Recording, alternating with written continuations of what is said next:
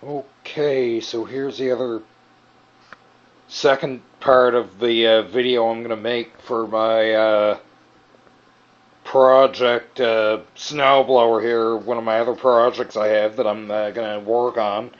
And the motor, as you can see, I have it off the Snowblower, and altogether it only takes about, I don't know, 10, 15 minutes at the most to get a motor off of one of those.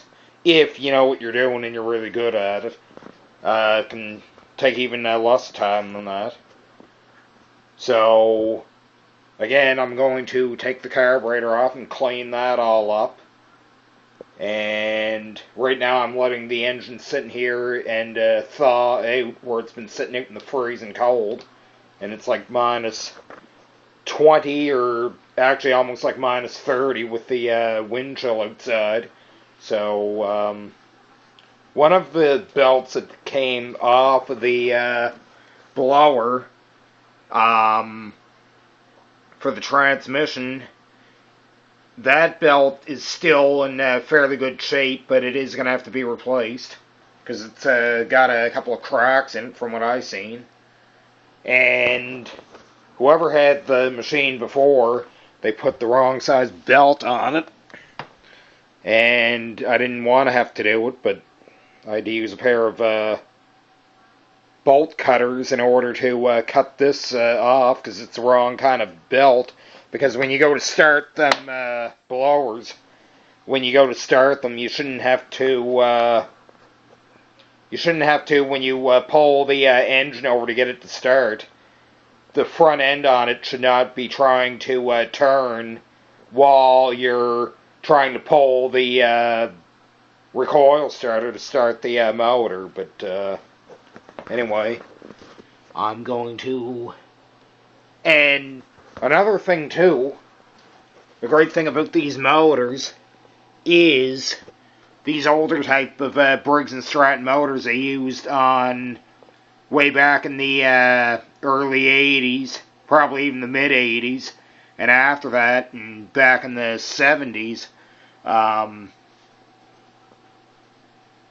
they used these motors not only as a horizontal setting for a snowblower, the way it's setting right now, but they also use them as a vertical shaft motor for a ride-on mower that you would see that some of the ride-on mowers they made.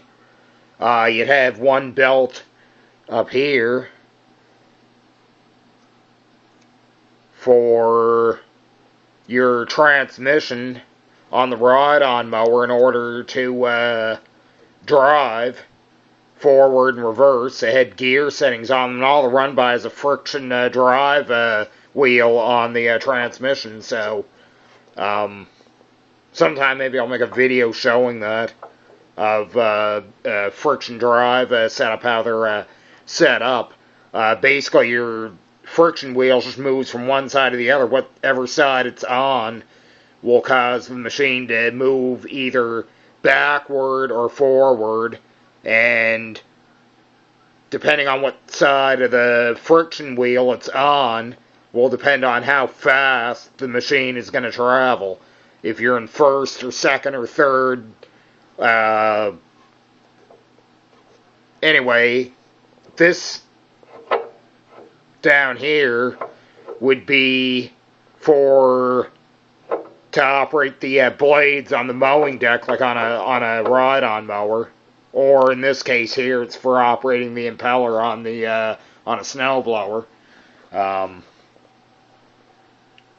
But anyway, I'm going to try to see if I can get this all fixed up and running and put it back on the machine. But I'm going to have to do some work to it and see if I can go from there.